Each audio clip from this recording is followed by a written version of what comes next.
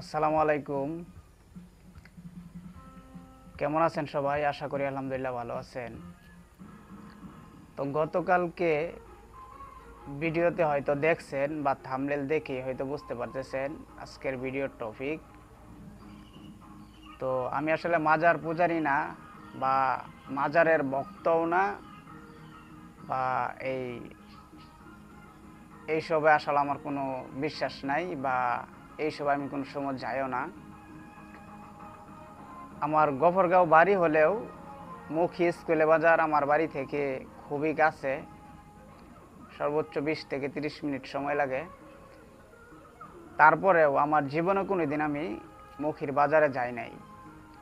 তো গতকালকে কয়েকজনের আহ্বানে বা কয়েকজনের উৎসাহতে মুখী স্কুলে বাজার যে এই শাহ মিসকিন ওই জয়নুল আবেদিন রহমতুল্লাহ আলাইয়ের যে মাজার আছে, মাজারে গিয়েছিলাম।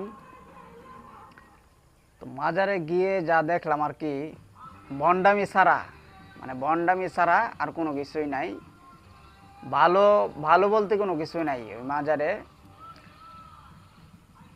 পুরুষ মহিলা একসাথে নাচানাচি, তারপরে গাঁজা খাওয়া বলেন, তারপরে মহিলাদের গান বলেন, যত ধরনের আকাম কুকাম আছে সব কিছু ওইখানে চলে। এবার বলতে পারেন যে তাহলে আপনি কেন গেছেন ভাই? ছোট সময় আমরা যখন ওয়াজ মাহফিলে যাইতাম, তো ওয়াজ মাহফিলে আলেম ওলামারা অনেকেই এই বিষয়গুলো উল্লেখ করত। তখন ভাবতাম যে আসলে কি এইগুলো হয়, নিজের চোখে যদি কোনোদিন দেখতে পারতাম। তো এই আশা আকাঙ্ক্ষা নিয়ে কিন্তু গিয়েছিলাম। তো সেইখানে যা দেখছি, আলেম ওলামারা যা বলে ওয়াজ মাহফিলে মাজার পূজারি সম্পর্কে বা মাজারের ভণ্ডামি সম্পর্কে, বিন্দু মাত্র মিথ্যা কথা বলে না। তারাও হয়তো বা এরকম শিক্ষা নেওয়ার জন্য আমার মতো তারা হয়তো জীবনে কোনো দিন গিয়েছে, বা যাওয়ার পরে এইসব দেখার পরে হয়তো তারা বক্তব্যগুলো সত্যি কিনা 100-100 সত্যি। আর ওইখানে যে গাঁজা খায়, এটা আমার নিজ চোখে দেখা, ওপেনলি গাঁজা খাইতেছে মানুষ।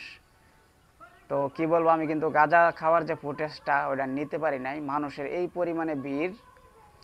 আর আরেকটা কথা বলবো, সেই কথাটা হচ্ছে মানে এই পরিমাণে প্যাক কাদা, এই ফুটেজটা আমি আপনাদেরকে দেখাই, দেখলে হয়তো বুঝতে পারবেন।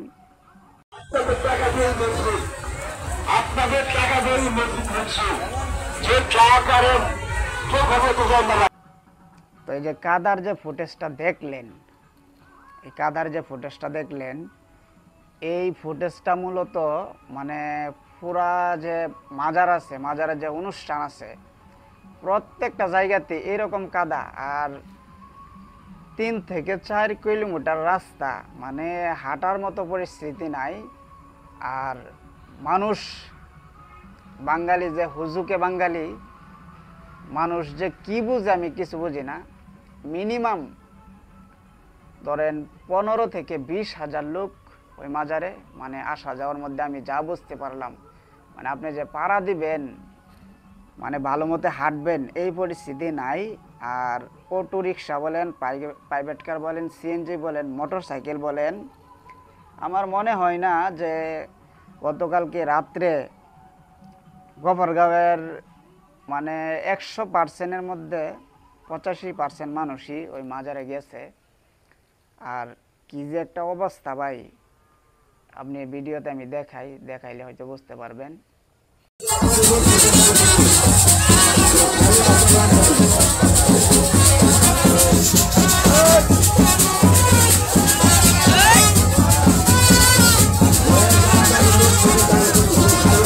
তো এই ধরনের কুরুচিপূর্ণ জায়গার মধ্যে আমরা না যাওয়ার চেষ্টা করি। আমি তওবা করছি আল্লাহ তাআলার কাছে যে বাকি জীবনে যাতে এরকম কুরুচিপূর্ণ জায়গায় আমাকে আল্লাহ তাআলা না নেয়। তো সকলেই সুস্থ থাকবেন, ভালো থাকবেন। সালাম।